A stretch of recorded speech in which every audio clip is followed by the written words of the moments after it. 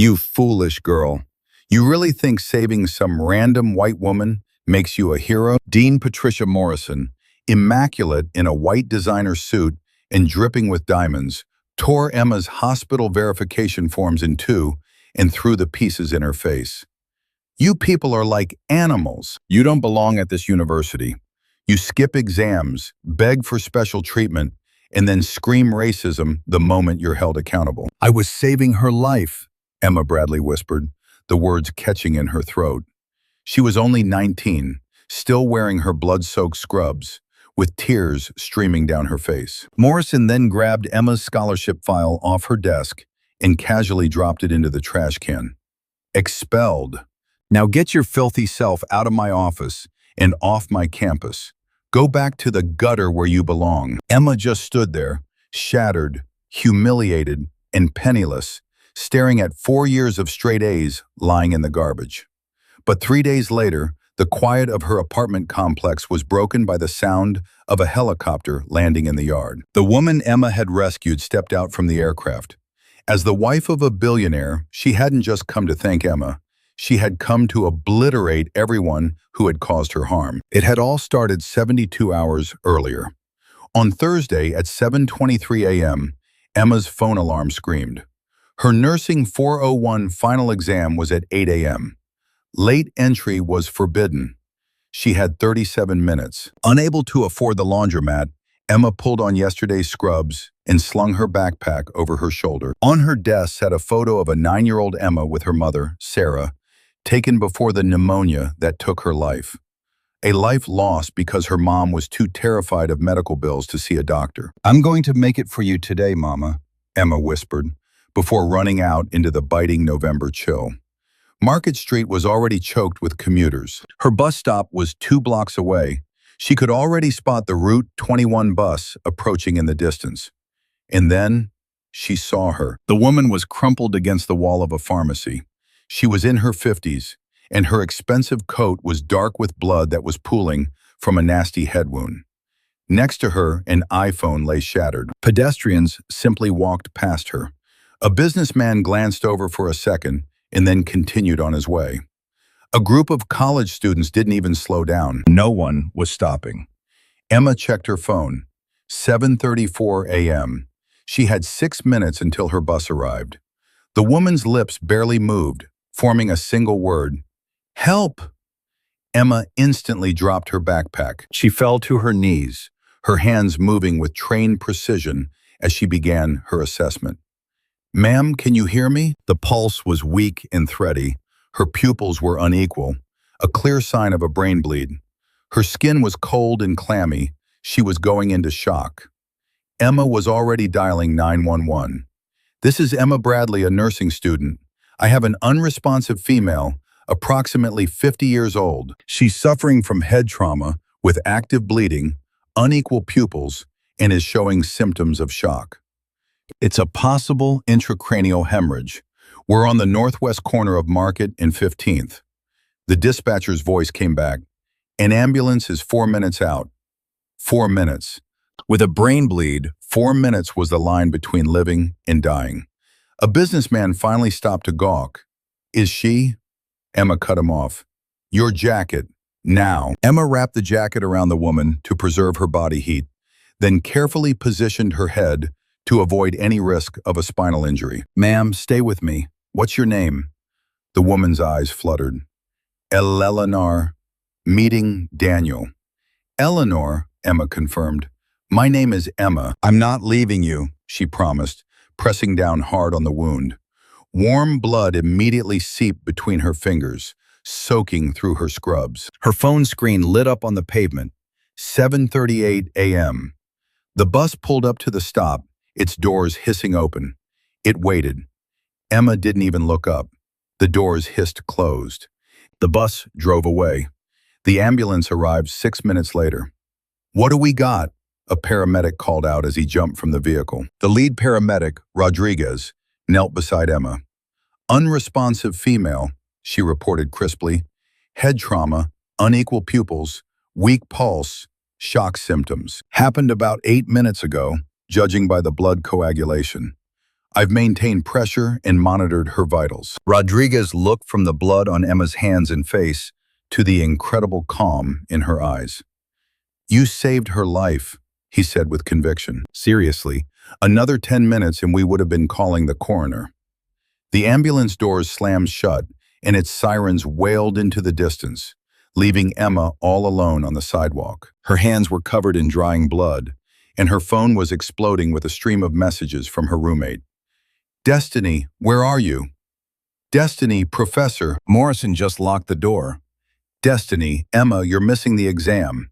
Her final had started 4 minutes ago. Against all hope, Emma started walking to campus. She reached Harrison Hall, went up to the 4th floor, and stood before the closed door to room 402. Through the window, she could see her classmates hunched over their exams. Professor Morrison was at the front desk. Emma knocked. Morrison looked up, saw Emma standing there, checked her watch, and then looked back down at her book, dismissing her completely. Emma knocked louder. Morrison opened the door just a couple of inches. Miss Bradley, you are late. Professor, there was an emergency. A woman was... The professor cut her off. The exam started at 8. It is now 8:14.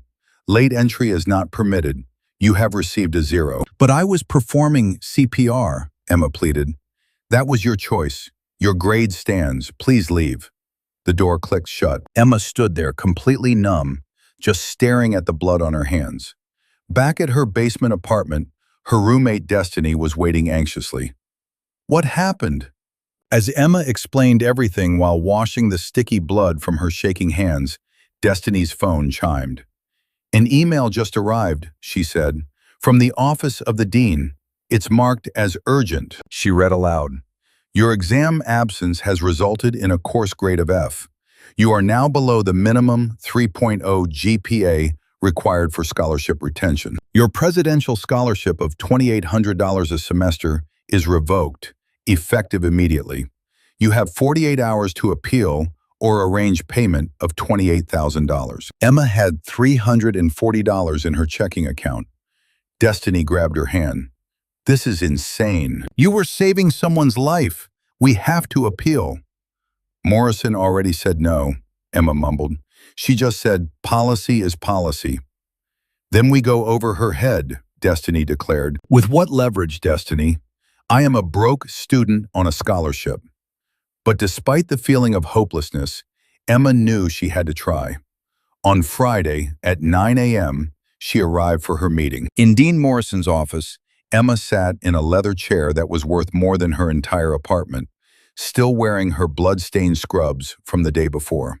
These different mitres model. Dean Morrison was perched behind a desk so enormous it could have been Emma's entire bed. A fortress of polished wood. A Harvard PhD hung on the wall, right next to a smiling photograph with the governor. He finally acknowledged her. Miss Bradley, you have 3 minutes, Dean Morrison announced without looking up. I'm here to appeal, Emma started. Your absence from the final exam, he cut in. Denied. But you won't let me explain. You failed to attend your final. That is an indisputable fact. The course syllabus clearly states that late entry to an exam is forbidden under any circumstances. Emma steadied her hands as she pulled out her phone. I have pictures. I have documentation from the hospital. The paramedic on scene said I saved the woman's life. University policy requires a minimum of 24-hour advance notice for personal emergencies, he recited. How could I possibly give notice? She was actively dying. You were presented with a choice, Miss Bradley. You could either take your exam or you could assist a stranger. You made your decision, and that decision carries consequences. Emma could feel the hot sting of tears welling in her eyes. So you're saying if I had just walked by, let that woman die on the sidewalk, I'd still have my scholarship? You would have been present for your scheduled examination. Policy is policy, Miss Bradley. We are unable to create exceptions, not even for situations you might consider dramatic. If we did, every student with a compelling story would line up demanding special treatment. This isn't just some story. This was a person's life, she pleaded. Your appeal has been denied. You need to arrange for tuition payment by Monday, or you will be administratively withdrawn from the university. This meeting has concluded. Emma just sat there, completely frozen. I said this meeting is over. You may leave now. Emma's mind flashed to her mother, Sarah, lying in a hospital bed, looking far too thin and impossibly pale. Mama, why didn't you see a doctor sooner? She'd asked. Baby girl, we just couldn't afford it. Just 3 days after that conversation, Sarah was gone. Simple pneumonia had spiraled into sepsis, something entirely treatable if it had just been caught earlier. At the funeral, a 9-year-old Emma made a solemn vow. I'm going to become a nurse, she whispered. No one else is going to die because they waited too long. That single promise fueled Emma through 4 years of grueling classes, endless night shifts, and a diet of instant ramen. That promise was the entire reason she'd stopped to help Eleanor. And now that same promise was drowning beneath a mountain of $28,000 in debt. From the noisy common room of her assisted living facility in Baltimore, Emma called her Grandma Loretta. Baby, how did that big final exam of yours go? Emma felt her throat tighten into a knot. It went just fine, Grandma, she choked out. I knew it would. Your sweet mama is looking down from heaven right now, just beaming with pride. My grandbaby is about to be a nurse. Emma had to clamp a hand over her mouth to muffle a sob. I love you, Grandma. I love you too, baby doll. Now you go on and change the world. The moment she hung up, Emma finally broke down, all alone. Even though it was Friday evening, she dragged herself to her shift at the diner. She desperately needed the tips. A customer glanced at her name tag. Emma? Wait, aren't you the girl from the news? He held up his phone to show her. It was a story from local Channel 6. Nursing student saves woman's life, now faces expulsion. The video had been posted to TikTok and already had 3 million views. The comments were a flood of support. This is what a real hero looks like. Her university should be absolutely ashamed of themselves. Why isn't anybody doing something to help her? That customer left a $50 tip on a $12 check with a note that read, You did a good thing, kid. Emma hid in the walk-in freezer to cry. At midnight, a call came from an unknown number. Miss Bradley? My name is James Sullivan. I'm the attorney for Eleanor Richardson, the woman whose life you saved. She would very much like to meet with you tomorrow morning at 10 a.m. Emma's heart felt like it stopped beating. Who is Eleanor Richardson? She's the woman you performed CPR on. She's recovering remarkably well, all thanks to you. She saw the news story.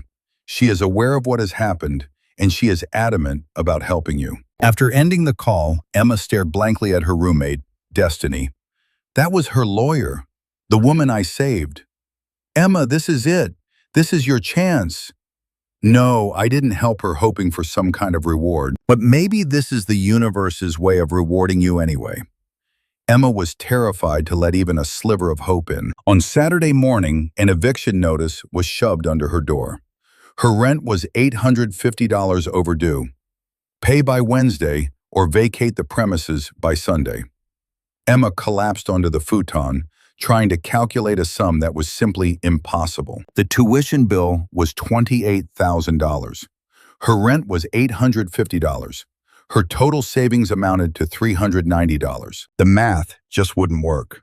Her phone buzzed with a text from an unknown number. All it said was, "Look outside." Emma dragged herself to the window and looked down into the apartment courtyard. It was pure chaos. People were pointing, staring up at the sky. Then she heard the sound, a rhythmic thunder that grew louder with each passing second. Whoop, whoop, whoop, whoop. A helicopter was descending toward them. It was impossibly sleek and black, the kind that screamed wealth, with elegant gold lettering on the side. The rotor wash from the Richardson Foundation helicopter sent trash swirling in violent spirals. Little kids pointed in amazement. Mrs. Rodriguez from down the hall was clutching her rosary beads. The side door slid open, and a woman stepped out. It was Eleanor Richardson, her blonde hair perfectly styled despite a bandage on her head, wrapped in an elegant coat. Right behind her was a man in an expensive suit, carrying a briefcase. Eleanor scanned the faces in the crowd until her eyes found Emma in the window. For a moment, they just looked at each other. Eleanor began walking with purpose, straight toward Emma's building. A moment later, there was a knock on the door. Emma opened it, her entire body shaking. Eleanor Richardson was standing right there. Standing behind her was a man in a suit, his briefcase embossed with the name James Sullivan, attorney at law. "Emma Bradley?" he inquired. Emma gave a silent, wordless nod. "May we come inside?" Emma moved aside, a wave of shame washing over her as she became painfully aware of every flaw. The peeling paint, the second-hand furniture, the empty ramen cups and the single photograph taped to her wall. Eleanor's gaze swept around the room, not with judgment, but with a quiet observation. Her eyes lingered for a moment on the photo. "You have a truly beautiful smile," Eleanor said, her voice soft. "Why are you here?" Emma asked. Eleanor turned to face her directly. "3 days ago, you saved my life. And then," she continued, "I discovered what doing so had cost you." "How did you find out?" "It was all over the news and social media. I took the liberty of calling the university myself. I had a word with your dean, Morrison." Emma stared at the floor. "Then you know.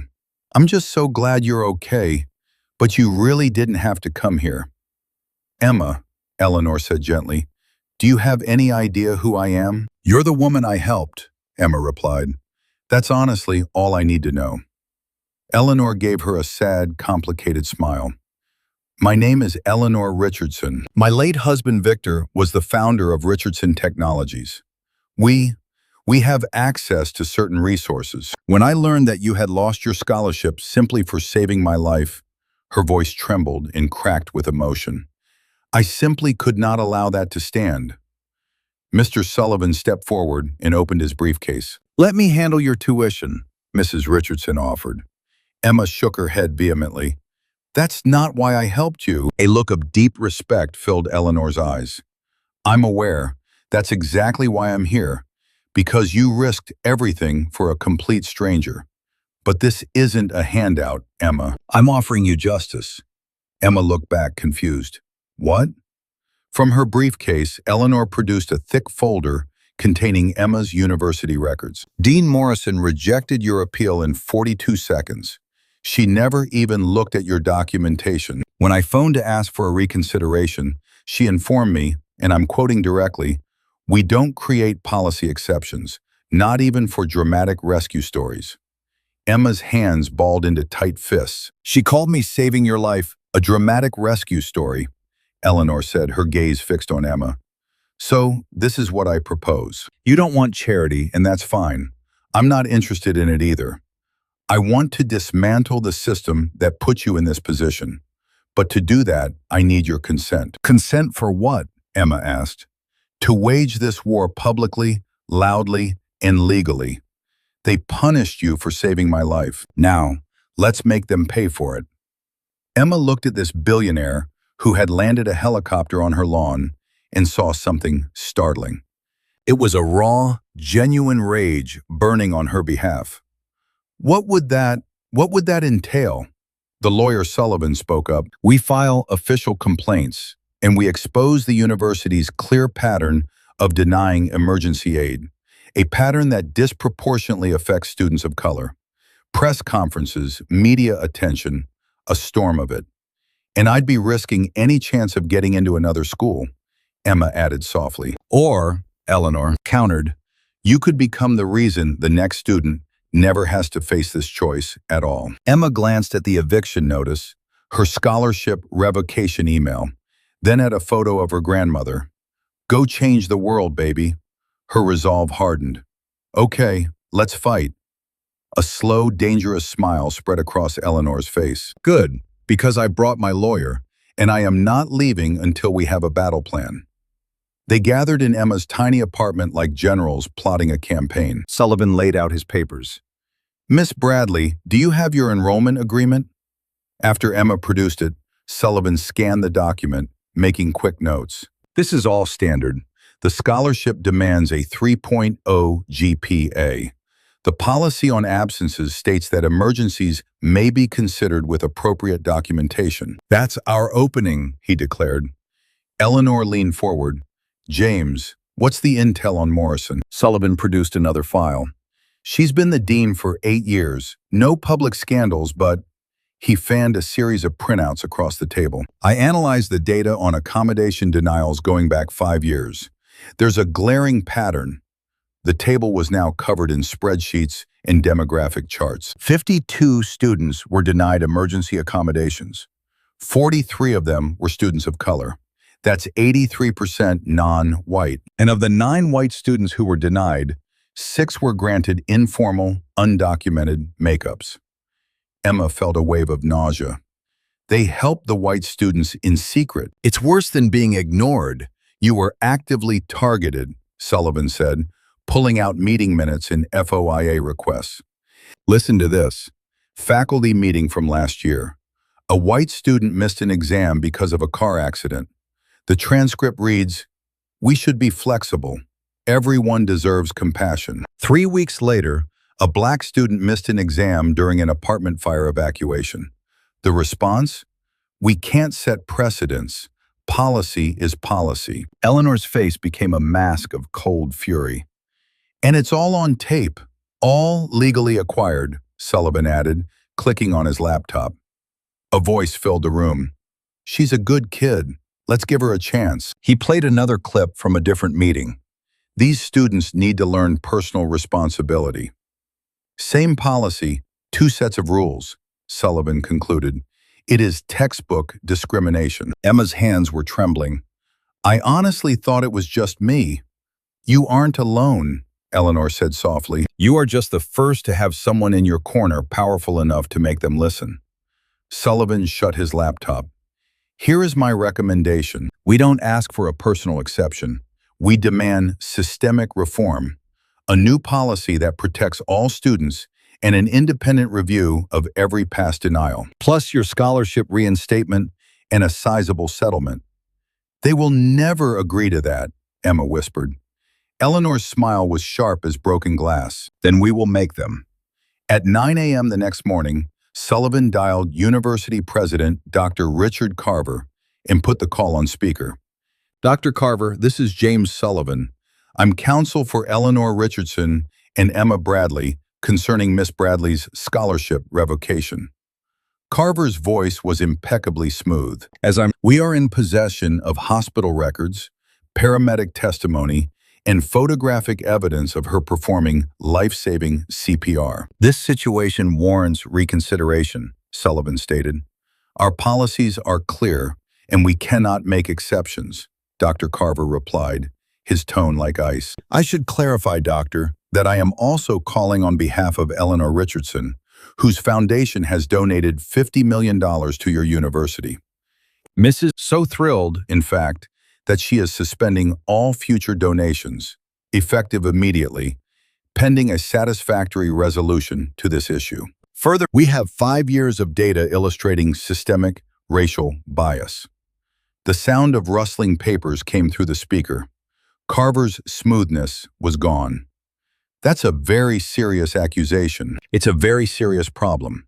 You can reinstate Miss Bradley's scholarship, implement policy changes, and review all past cases, or we can proceed publicly and bring in federal investigators. The choice is yours. You have 72 hours.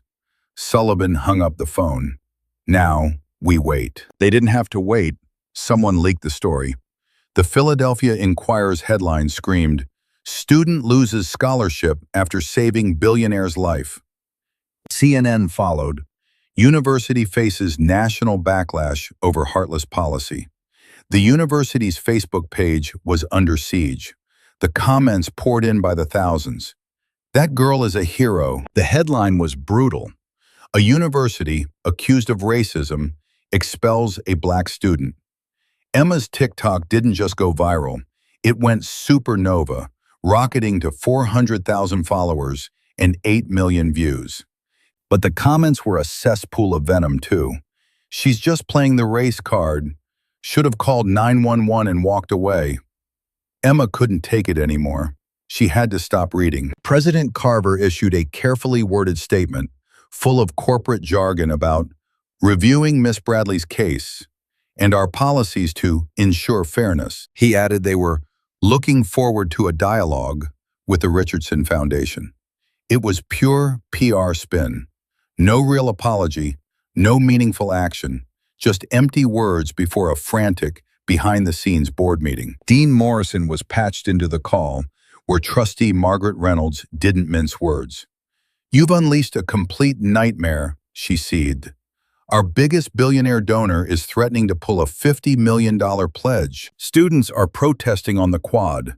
The media is painting us as racists. Explain yourself." Morrison, on the defensive, shot back, "I was simply following university policy." That's when Trustee Howard Langford cut her off. "Nobody cares about policy right now," Langford snapped. "Just fix this. Offer her the scholarship back." But Morrison resisted. "If we reverse our decision now, it makes the administration look weak. Every student with a sob story will start demanding exceptions." Margaret's voice was ice. "Then maybe, just maybe, our policy is the actual problem." A heavy silence filled the room until President Carver finally spoke.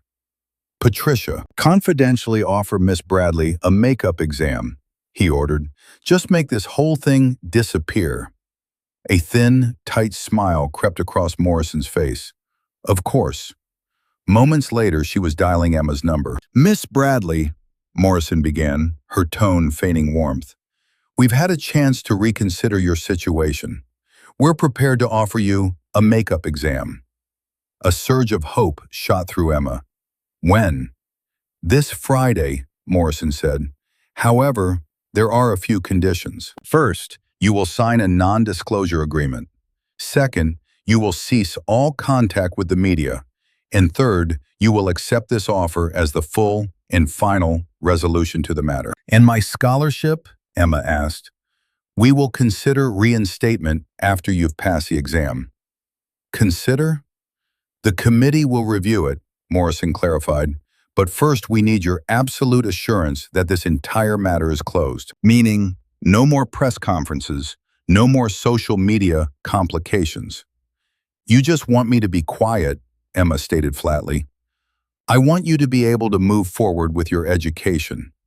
And if I don't sign?" Morrison's voice turned to ice. "Then our original decision stands," she said coldly. "You're expelled. And frankly, Miss Bradley, with a disciplinary mark and a failed course on your record, I doubt other universities will be eager to accept you as a transfer." The threat was unmistakable. Take the deal, or your dream of becoming a nurse anywhere is over. Emma hung up the phone without another word. A moment later, an email from Morrison arrived with the NDA attached.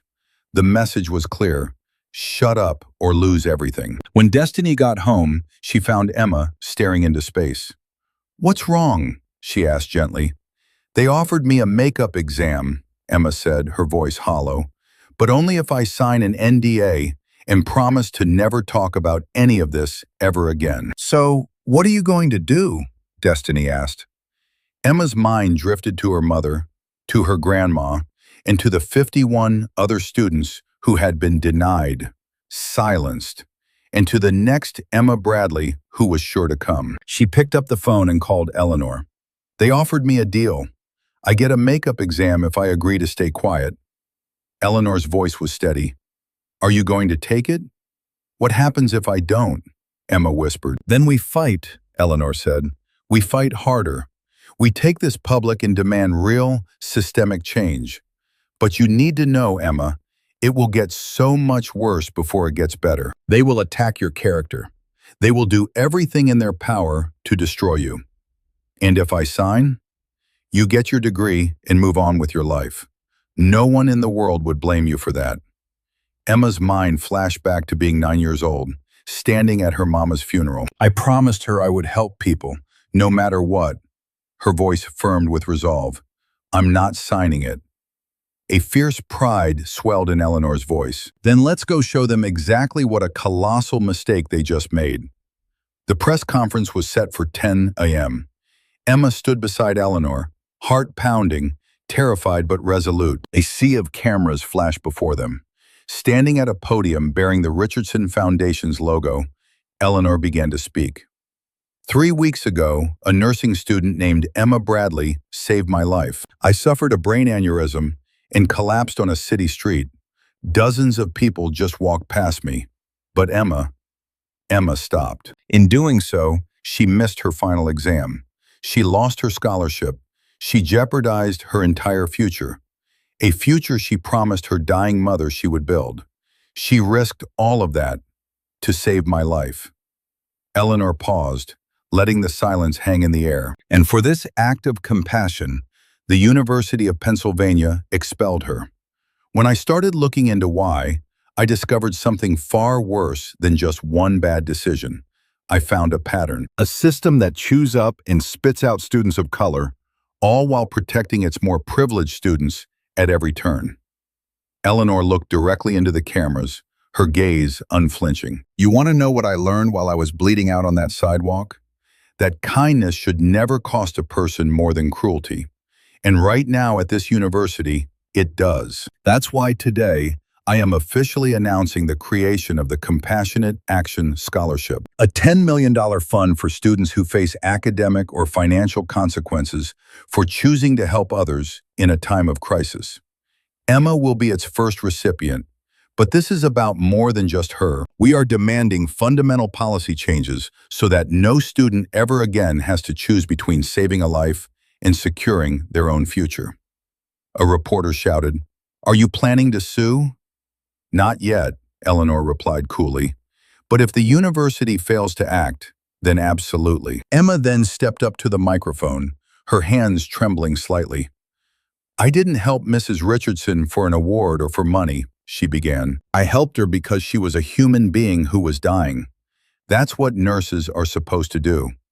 If this university truly believes that was the wrong choice, then I don't want a degree from a system that teaches its students to just walk past someone dying on the street." The story detonated. By Wednesday afternoon, the hashtag Justice for Emma was the #1 trend in the nation. Emma's phone was blowing up with notifications. Interview requests flooded in from Good Morning America, CNN, from everyone. The university's Instagram page had become a digital war zone. "I'm a registered nurse, and this story makes me physically sick. As an alumnus, you won't get another cent from me. Expel the dean, not the hero." By Thursday morning, 200 students staged a walkout, their signs bobbing in a sea of protest. The signs read, "Kindness isn't a crime," and "We stand with Emma." Professor Maria Rivera grabbed a megaphone to address the crowd. "We teach our students that their first duty is to save a life. Then this university turns around and punishes Emma for doing exactly that. It is the height of hypocrisy."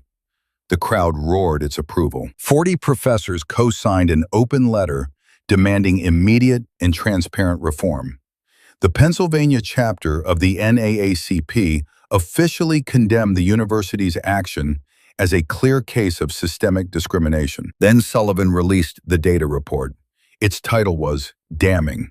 5 years of denial, how one university's fair chance policy disproportionately harmed students of color. It was filled with charts, audio clips, and leaked meeting minutes. The report went viral instantly. President Carver attempted damage control with another empty statement about being committed to fairness. He announced an independent review and praised what he now called Miss Bradley's heroism. Nobody was buying it. The board scheduled an emergency meeting for Monday. This time, Emma was formally invited to speak. But when Eleanor visited her that Friday evening, she found Emma curled up on the floor, completely overwhelmed and in the middle of a full-blown panic attack. "I can't. Not with all these eyes on me. What if I fail?" Eleanor slid in beside her, her hand finding Emma's. "Emma, just breathe. The hardest part is already over. You stood your ground when no one else would. Everything else is just background noise." Emma centered herself. Inhale, exhale, a steady rhythm. "But what if it's all for nothing? Then we tried, and trying is what matters." Eleanor's grip tightened on her hand. They have to change something. The world is watching. There's nowhere left for them to hide. Emma desperately wanted to believe it. Monday would tell the tale. On Friday afternoon, Dean Morrison prepared for battle. Her first act was to requisition Emma's complete academic file. She scoured 4 years of records, hunting for ammunition. Morrison, a master of spin, found it everywhere. A paper submitted 12 hours late during sophomore year. The professor had accepted it. Her grandmother was in the hospital. In Morrison's notes, it became a pattern of disregard for deadlines. Junior year, Emma had identified a flawed test question. The professor agreed and corrected the key. This, too, was twisted by the dean. The note now read, "Argumentative toward faculty. A freshman year parking ticket, issued in error since she didn't own a car and later dismissed, became a new entry. Disrespect for rules." Next, she interviewed professors, her questions crafted like traps. "Professor Collins, describe Miss Bradley's classroom demeanor for me." Thomas Collins, 63 and white, considered his words. "Assertive," he said. "Sometimes she challenges the material." Morrison's pen scratched out aggressive and confrontational. "Did she ever ask for special accommodations?" "Just once," he recalled. "She wanted more diverse case studies, said something about representation." Morrison's notes captured it as, "Demands special treatment based on identity politics." Soon she had 20 pages of fabricated concerns about Emma's character. Morrison promptly scheduled an academic standards review for Monday morning. She neglected to inform Emma that it was a formal proceeding. She didn't mention a panel would be present. She never warned her to bring representation. "Let's see how your billionaire helps you now." Emma arrived expecting an informal meeting, but walked into a conference room to find 5 people waiting at a long table. Morrison, 3 faculty members, and the university's legal counsel. Emma froze in the doorway. "What is this?" "This is a hearing of the Academic Standards Review Board. Please sit down. We have some concerns to discuss regarding your enrollment." Emma's heart hammered as she sank into a chair and pulled out her phone to text Eleanor. "Phones must be put away.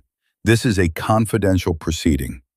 Emma placed her phone face down on the table as Morrison opened a thick dossier. "Miss Bradley, you have demonstrated a consistent pattern of behavioral issues." "What issues?" "Multiple late submissions, questioning the authority of the faculty, unpaid fines, and repeated requests for special accommodations." "That paper was late because my grandmother was in the hospital." "We are not here to debate specific incidents. We are here to examine the overall pattern." "What pattern?" "My grade point average is 3.8. The university's lawyer spoke up. "Academic performance is not our only concern here. Character is paramount." The room started to feel unsteady. Collins cleared his throat. "I had Miss Bradley in 2 of my courses. She is bright, but undeniably combative. She questions everything, grades, the curriculum, a certain entitlement." "Entitlement?" Emma's voice cracked. "I suggested diverse case studies because the textbook had 0 black patients. You demanded changes to the curriculum based on your personal views," Collins stated flatly. "I asked for a better education for everyone." Morrison raised a hand. "Miss Bradley, control your tone. This very outburst exemplifies the behavior under discussion." Emma scanned the room. 5 white faces, all radiating disapproval. This wasn't a meeting. It was a setup. Morrison leaned forward. "We are prepared to offer you an option. You can withdraw voluntarily. We will seal your records with a neutral notation citing personal reasons. You could then reapply elsewhere without this complication. You're asking me to quit? We are hoping to resolve this gracefully. And if I don't," a thin, cold smile touched Morrison's lips, "then we will proceed with a formal dismissal for conduct violations. That follows you. It appears on background checks on all future academic records. You'll be branded with a disciplinary dismissal. Most nursing programs will not accept that." "You are blackmailing me." "We are offering you a professional exit," the lawyer said smoothly. "The board hearing is in 6 hours. This is retaliation. This is a standard review. The timing is purely coincidental." Morrison's face hardened into a mask. You have 24 hours. Sign the voluntary withdrawal form, or we will proceed with your formal dismissal. This meeting is concluded. Emma rose on shaky legs, grabbed her phone, and left the room. In the hallway, she finally drew a full breath. Her phone showed 3 missed calls from Eleanor. She called back immediately. Emma, where are you? They ambushed me. They built an entire case, twisting everything to make me look like a problem student. They're giving me an ultimatum. Withdraw quietly, or they'll formally expel me for conduct violations and ruin any chance I have of getting into another school. There was a beat of silence, and then Eleanor's voice returned, ice cold. Where are you right now? Outside Morrison's office. Stay exactly where you are. I'm sending Sullivan. Do not sign anything. Emma, they just made this so much worse for themselves. Emma sat on a bench outside the administration building and waited for Sullivan to arrive. She could feel students whispering and pointing as they passed. Her phone buzzed. It was her grandma Loretta. Hi, Grandma. Baby girl, I just saw you on the television. I am so incredibly proud. Grandma, I can't. Emma's throat closed up. Honey, what is it? What's wrong? So Emma told her everything. She described the ambush, the impossible choice between quitting and being utterly destroyed. Loretta listened in silence. When she was done, her grandmother said softly, Your mama always said the right thing, and the easy thing are rarely the same. She told me that right before she passed. She knew she should have gone to the doctor, but she said, At least I can tell Emma I tried. The memory brought fresh tears. I don't know if I can keep trying, Grandma. It's too hard. Then stop. I won't love you any less, baby, her mother's voice had said. You've already carried more than anyone should ever have to. But you can't save the world if you destroy yourself in the process. But what happens to the other students? Emma had asked. Sweetheart, I'll be proud of you no matter what you choose. After hanging up, Emma sat, feeling completely torn apart. One half of her yearned to just sign the papers, transfer schools, and finish her degree quietly, to simply live. But another voice, one that sounded like her mom, her grandma, and her 9-year-old self whispered, Not just yet. Don't you dare give up yet. Sullivan showed up 15 minutes later. Show me everything you have. Emma handed over the notes on her phone. As Sullivan scanned them, his jaw grew tighter. This is classic witness intimidation. They're trying to scare you into silence before the hearing. It wouldn't hold up in court, but their bet is you won't take it that far, he continued. Is it actually possible for them to expel me? On a technicality, perhaps. They would need to prove actual, legitimate misconduct. However, nearly everything Morrison has cited is either patently false or completely taken out of context. A competent lawyer would tear this whole thing to shreds, Sullivan concluded. So, what should I do? Emma asked. He countered, What do you want to do? Emma's thoughts drifted to her mother, to Eleanor being airlifted in the helicopter, and to every student who had suffered in silence before her. I want to fight. Then we fight, Sullivan affirmed. Across town, Eleanor Richardson sat with her husband Victor in their penthouse apartment. They are trying to ruin her, she said, her voice tight. They're fabricating infractions, threatening her entire future. Victor finally looked up from the report Sullivan had sent over. This is really bad, he said. Maybe we should... Should what, Victor? Let them get away with it? I'm just suggesting that maybe Emma has been through enough. We're the ones who started this fight. For 30 years, I have been writing checks, funding scholarships, and serving on boards, all the while thinking I was actually making a difference. And you have, haven't you? He asked. No, she replied. All I've done is make myself feel better. The underlying systems have never changed one bit. They just became more skilled at concealing their cruelty. She turned to face Victor directly. If I back down now, what was the point of her saving my life? So what are you going to do? He asked. Something I should have done a long, long time ago. Eleanor picked up her phone. It's time to stop asking nicely. She dialed Sullivan's number. James, release it all. The complete data set, all the audio recordings, and every single discrimination case from the last 5 years. Everything, she commanded. Sullivan paused. Eleanor, you understand that's the nuclear option. Good, she shot back. I'm not interested in coming back from this. I want to burn to the ground every system that allows people like Morrison to flourish. Do it. She ended the call and looked at Victor, her eyes blazing. I'm done playing by their rules. At 3 o'clock in the afternoon, on Monday, Sullivan sent the entire unredacted report to every major media outlet. The headline was simple: systematic discrimination. The report showed how the University of Pennsylvania's so-called fair policies were a mask for deep-seated racial bias. The data was devastating, showing 68 students had been denied accommodations. Over 5 years, 82% of those denied were students of color, while white students received informal accommodations at 6 times the rate. The average denial time was 0.8 days for students of color versus 3.2 days for white students. The bombshell was the audio of faculty members using clearly biased language. The media impact was a detonation. It was immediate. CNN broke the story. Audio reveals racial bias in university enforcement. MSNBC followed. New data shows systematic discrimination at Penn. The audio clips went viral. In one, faculty discussed an appeal saying, "He's a good kid, comes from a good family. Let's work something out with him," referring to a white student who missed an exam for a family vacation. In another, they said, "She needs to learn about responsibility. We're not here to do her favors," referring to a black student who missed an exam for her grandmother's funeral. Social media exploded with outrage. This is the proof we needed. This isn't about feeling discriminated against. This is actual racism. Everyone who claimed Emma was playing the race card needs to listen to this. The university's phone lines were completely overwhelmed. Carver's office was under siege. By 4 o'clock, the students began to act.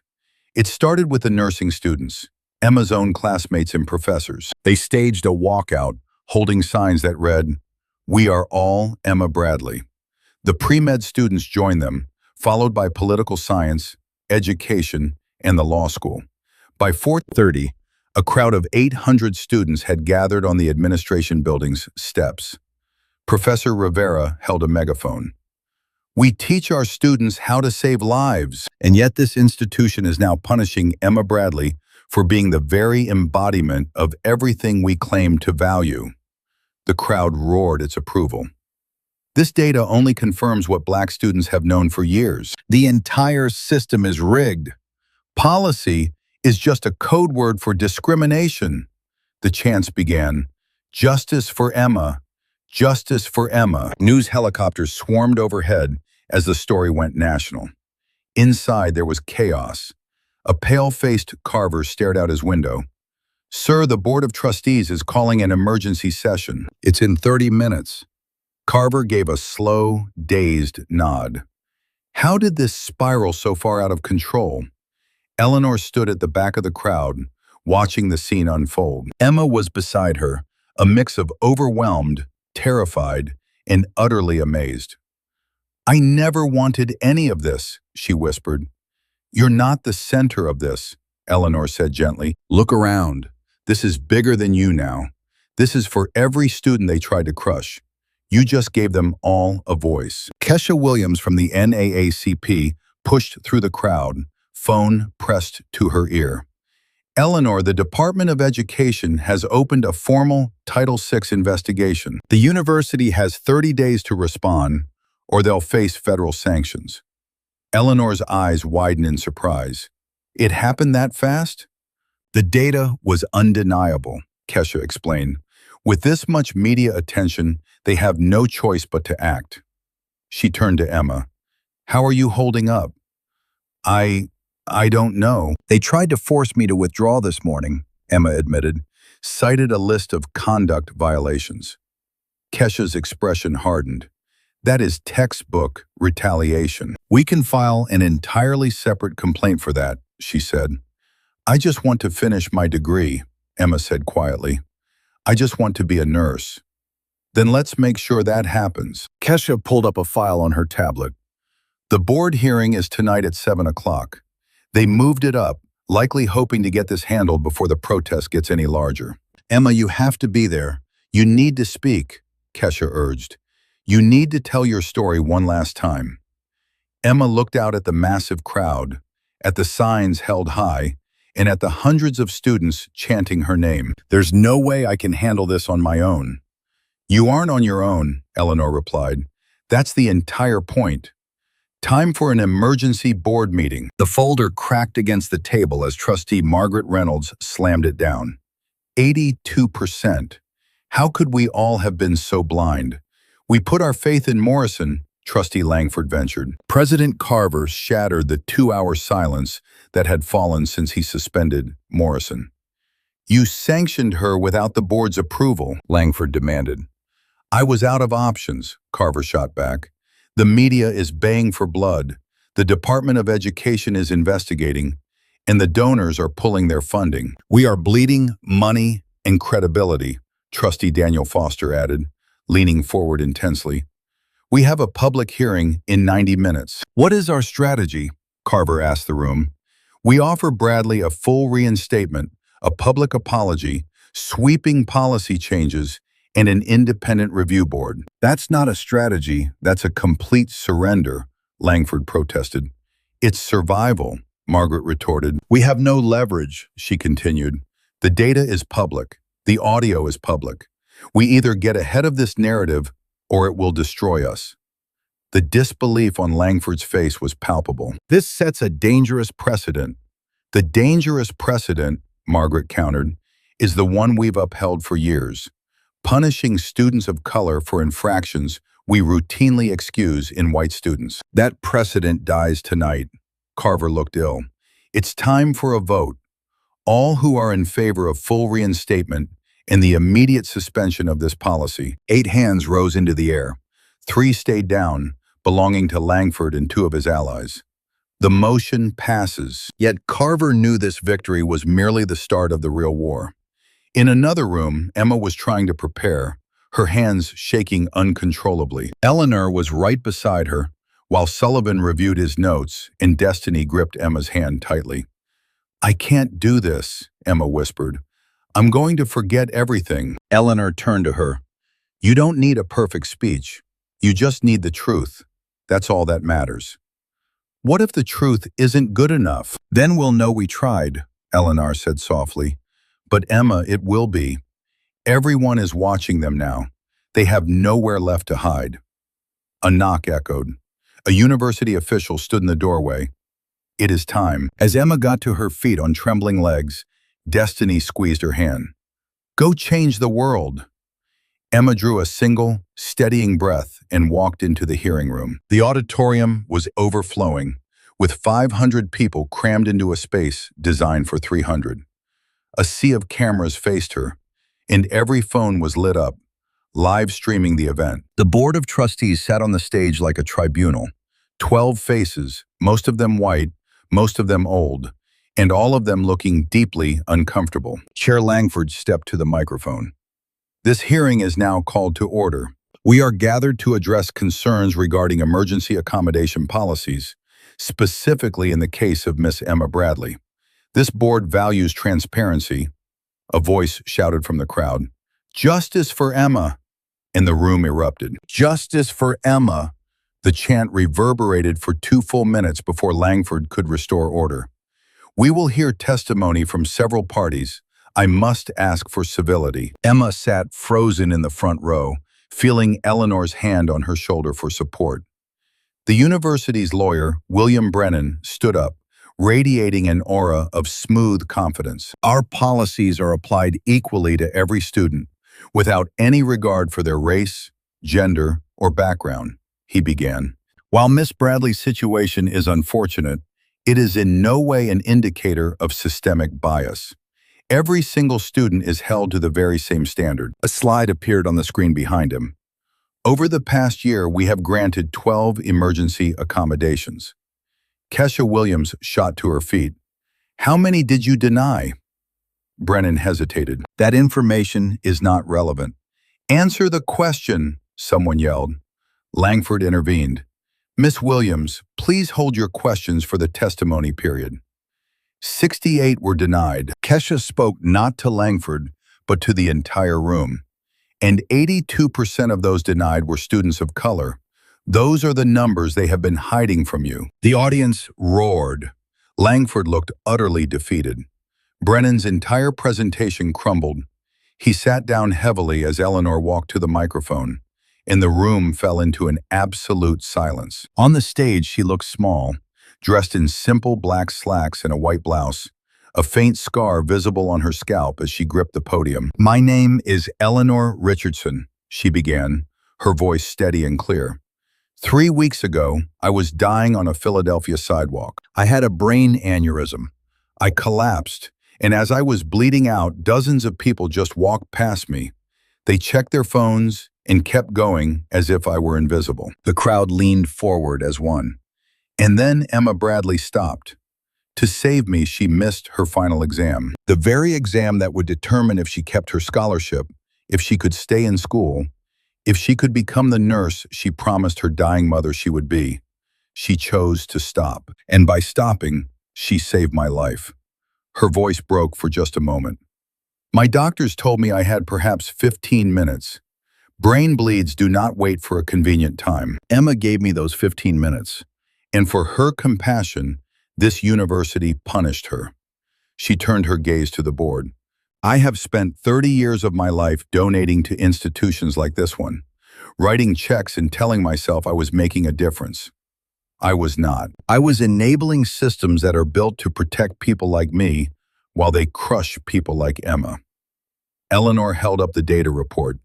82%. That is the percentage of students of color who were denied help compared to white students. The policies are the same, the enforcement is not. That is not fairness. That is discrimination with a syllabus. She paused, letting the statement sink in.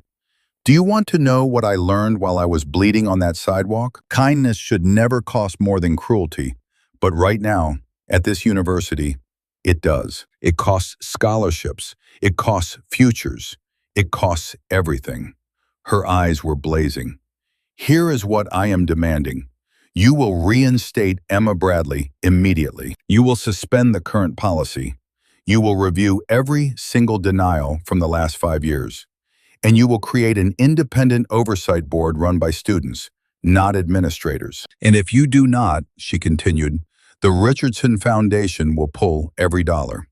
That is $50 million in current commitments and $100 million in planned gifts. Gone. And I will personally fund the legal challenges for every single discriminatory decision you have made. She stepped away from the microphone as the auditorium exploded with applause. Then, students began approaching the mic one by one, each with a story that proved Emma was not alone. My name is Maya Gonzalez. I'm a Latina junior. I had to miss my organic chemistry final because I was donating bone marrow to my sister. I gave 8 weeks of notice. I had all the documentation. They denied me. I failed the course and lost my place on the pre-med track. No one cared. The next student approached. I'm Tyler Anderson, a Latino senior. I was only 5 minutes late, but in that time, I'd stopped a suicide attempt on campus, had to give a statement to security, and got locked out of my exam, which meant I failed the course, which meant an extra semester, which cost me a job offer. Then there was Ashley Monroe, a white senior, who told me, I really need to talk to you. I completely missed my final because of a family emergency during my junior year, and I don't have any paperwork to prove it. Her professor just met an email telling her to take the test whenever she was ready. No questions asked, no official process, and absolutely no penalties. I'm white too. I had no idea that other students weren't getting the same kind of grace until Emma's story came out. My voice trembled as I spoke, overwhelmed with a sense of shame. I had been benefiting from a system I never even knew was there. That, right there, is the definition of white privilege. That's the core of what this whole conversation is about. My confessions seemed to land with more weight than any of the accusations ever could. After I spoke, More students shared their own stories, revealing an undeniable pattern. Emma finally stood up and walked toward the microphone, her legs feeling like they were moving through water, while 500 people watched, cameras recording her every move. The president of the board, Mr. Langford, just stared at her with a look of utter boredom. Emma gripped the podium, opened her mouth to speak, but no sound came out. She tried again, whispering, "I didn't want any of this." It was barely a whisper, but the tech in the sound booth cranked up the microphone. "I just wanted to be a nurse. That's all I ever wanted." Emma looked down at her own hands, as if remembering the feeling of taking someone's blood pressure. She remembered Eleanor's faint pulse. "My mom, Sarah, passed away when I was 9 years old. It started as pneumonia and turned into sepsis. She put off going to the doctor for too long because she was terrified of the medical bills. I had to watch my own mother die simply because we were poor." Tears were streaming down her face now, but Emma pushed on. "At her funeral, as a 9-year-old kid, I made a promise that I would become a nurse so no one else would have to wait. So nobody would ever die just because they didn't have money." She glanced up at the board man on the stage. "When I saw Mrs. Richardson on that sidewalk, I didn't just see a stranger, I saw my mom. I saw every single person who dies because nobody is willing to stop for them. Because everyone is too busy, or too afraid, or too wrapped up in their own lives." Her voice grew stronger with every word. "I knew I was going to miss my exam. I knew exactly what it would cost me, but I refuse to live in a world where my degree is more important than a human life.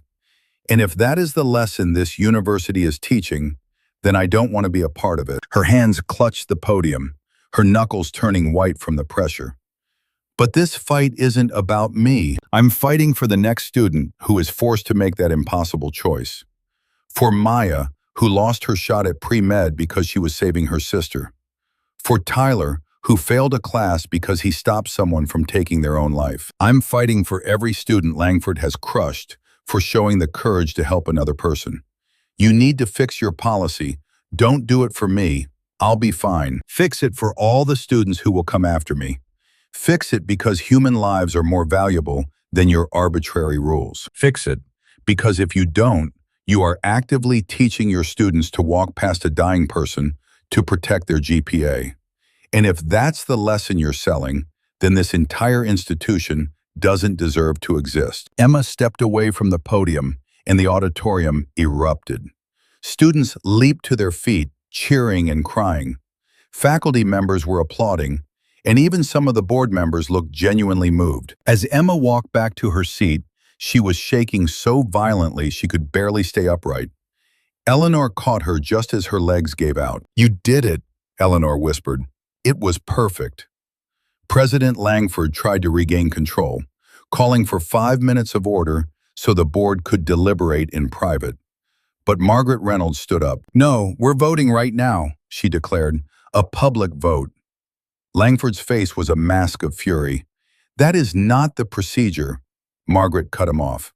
"I move for the immediate suspension of the current policy and for the full reinstatement of Emma Bradley's scholarship, effective immediately." "Seconded," Daniel Foster called out. Langford was trapped. The cameras were rolling, and the entire crowd was watching his every move. All in favor? 9 hands went up. Opposed? Only 2 hands were raised, Langford's and one of his allies. The motion passes. The auditorium exploded into cheers once more. Professor Carver, who had enforced the policy, stood by looking utterly defeated. "Effective immediately," Carver announced, "the University of Pennsylvania suspends the current emergency absence policy. We will be implementing a new compassionate action protocol. Students who miss academic obligations to provide assistance in documented emergencies will receive automatic accommodation."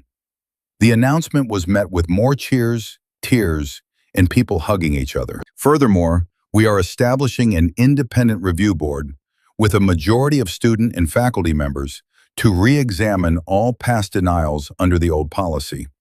The applause was deafening. Carver then turned and looked directly at Emma. "The university extends a formal apology to Miss Emma Bradley and to all other students who were harmed by this policy. Miss Bradley, your full scholarship is hereby reinstated, with back payment to cover all your expenses. Emma just sat there, completely stunned. It was over. She had actually won. Later, in a quiet side room, Emma and Eleanor were finally alone. "You actually changed the system," Eleanor said in awe. Emma just shook her head. "No, we did it together." "No, you saved my life," Eleanor corrected her. "Everything that happened after that was just me returning the favor." After a moment of silence, Eleanor added, "The board asked me to join as a trustee to oversee these reforms. It sounds perfect, doesn't it?" I told them no. Emma looked up shocked. "Why?" Eleanor sat down next to her. "Because I have spent the last 30 years of my life sitting on boards, writing checks, and feeling important. And in all that time, nothing fundamentally changed. The same systems kept crushing the same kinds of people. All we did was create better public relations." She took Emma's hand. "Real change doesn't come from billionaires supervising things from above.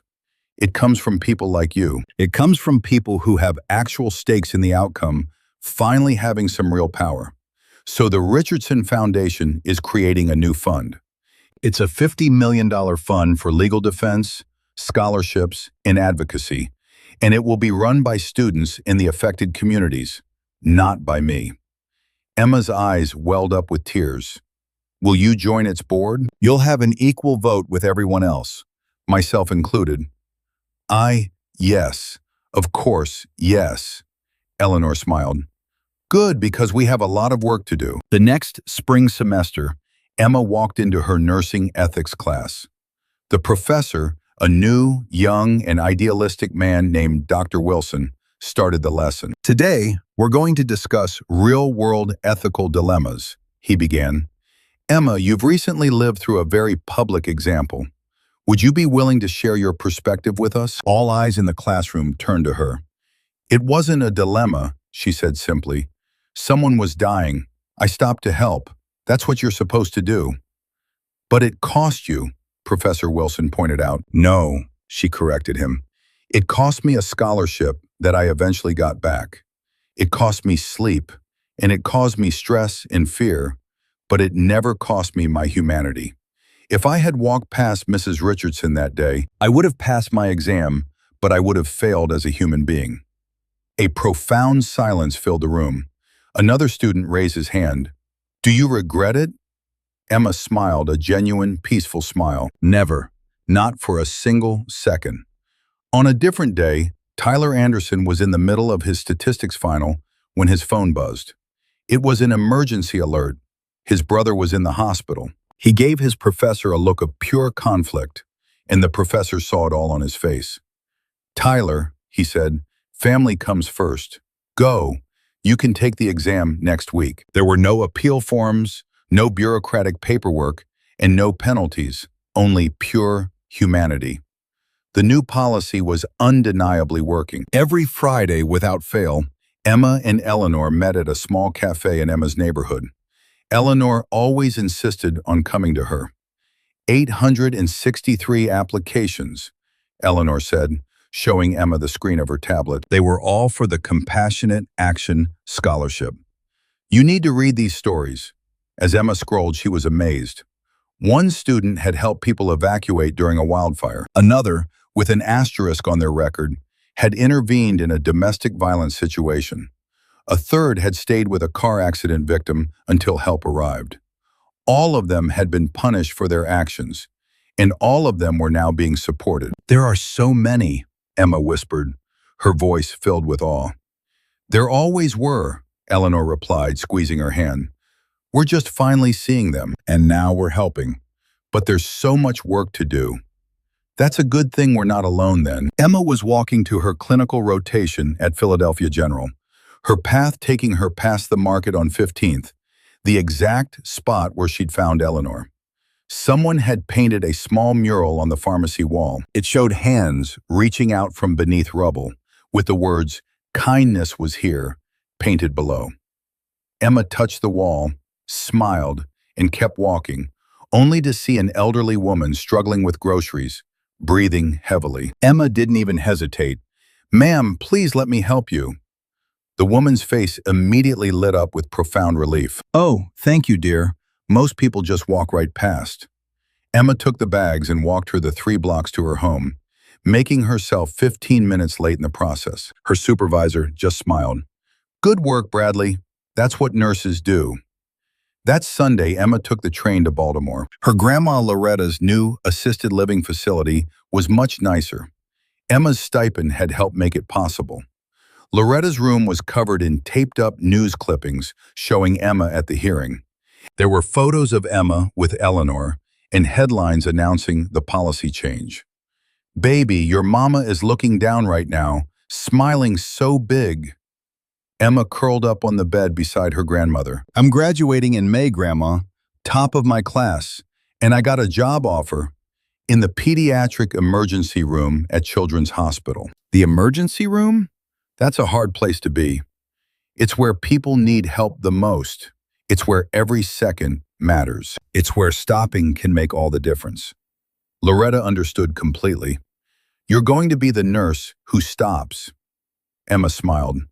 "I already am, Grandma." 1 year later, a montage begins at the University of Pennsylvania, showing the new policy is working wonders. Students are helping each other without fear. Across America, news reports announce that 43 universities have adopted compassionate action protocols. The movement that was started by a single student has now spread nationwide. In various legislatures, 3 states have passed their own Student Good Samaritan Protection Acts. The push for change is spreading like wildfire. Emma, now a registered nurse, gets off her shift at Children's Hospital and takes the bus home to a much better neighborhood. She's sharing an apartment with Destiny, who is now in law school. She hears a familiar sound, whoop, whoop, whoop, and looks up, laughing as a helicopter descends toward their courtyard. It's the same one from a year ago. Neighbors come out to cheer and kids wave. Mrs. Rodriguez yells, "Eleanor está aquí." The community had painted a landing zone for her. Eleanor's spot was marked out in bright yellow. The door slid open and Eleanor stepped out, grinning while carrying a folder. Emma walked over to meet her. "Normal people text, you know. But where's the fun in that?" Eleanor replied, giving her a hug. "Some news just requires a dramatic delivery." She handed Emma the folder. "Congress votes next month on the Federal Student Good Samaritan Act. Your Senate testimony was what pushed it through the committee." "Emma, this is going national." Emma stared, tears forming in her eyes. "I thought we were just changing one school." "You did more than that. You changed the entire conversation. National policy follows consciousness. You created that." Eleanor took her hand. "Come on. We're having a celebration dinner. Victor's bringing Daniel. Destiny's meeting us there. And we're getting your grandma Loretta on a video call." Emma looked around at the courtyard, at the spot her neighbors had painted, and at Eleanor. She thought about the life that had started simply because she made one choice on a cold Thursday, to stop or to keep running. She had stopped, and it had changed everything. Emma now looks directly at the camera, her hospital badge clipped to her scrubs. If you're watching this, you're going to face a choice like mine one day. You'll see someone who needs help, and you'll have somewhere else you need to be. She leaned forward, earnestly. "Here's what I learned. The world changes when ordinary people refuse to just walk past. It changes when one person decides to stop, especially when everyone else keeps going." She smiled. "Be the person who stops." The Compassionate Action Foundation has now assisted 863 students nationwide. 43 universities have adopted similar protection policies. The Federal Student Good Samaritan Act is pending because Emma Bradley stopped running. Her story started with a single choice to stop when everyone else walked past. It ended with a national policy change that now protects hundreds of students. What would you have done? Drop a comment below. If this story moved you, please subscribe, because there are more stories like Emma's that need to be told. These are the stories of ordinary people creating extraordinary change. We'll see you in the next one. Model.